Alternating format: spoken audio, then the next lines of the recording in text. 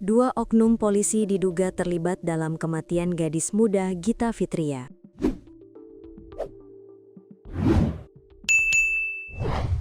Kuasa hukum keluarga korban Gita Fitri Ramadhani 25 melaporkan dua oknum polisi ke Polda Bengkulu pada Jumat, 6 Maret 2026.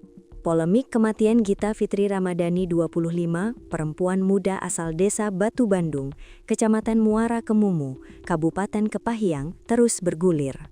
Salah satu kuasa hukum, Rustam Effendi, mengatakan bahwa masih banyak misteri atau kejanggalan atas kematian korban. Kalau kejanggalan banyak menurut kami dari awal kejadian seperti bagaimana seorang perempuan datang ke sana malam hari, ucap Rustam. Ia menilai kinerja kepolisian yang melakukan olah TKP 1 minggu setelah kejadian dapat menimbulkan hilangnya alat bukti.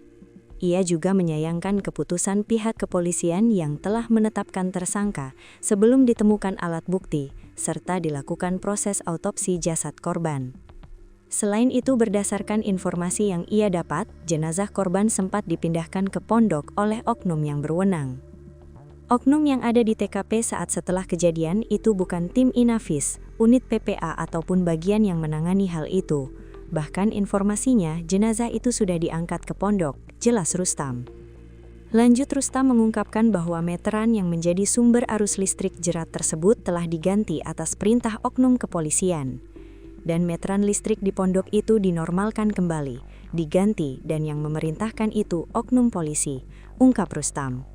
Ditambahkannya juga dalam konferensi pers bersama awak media, terdapat alat bukti yang tidak ditunjukkan.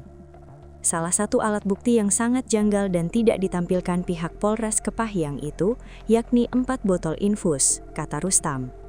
Sehingga diduga adanya pelanggaran kode etik serta penyalahgunaan wewenang dalam proses penanganan perkara kematian perempuan muda asal desa Batu Bandung tersebut. Oleh sebab itu, ia melaporkan secara resmi 2 oknum anggota Polres Kepahyang ke bidang profesi dan penyamanan, Propam Polda Bengkulu. Setelah kami kaji dan teliti, kita menyampaikan laporan resmi kepada pihak Polda Bengkulu terkait adanya keterlibatan 2 oknum polisi dalam peristiwa kematian Gita, pungkas Rustam.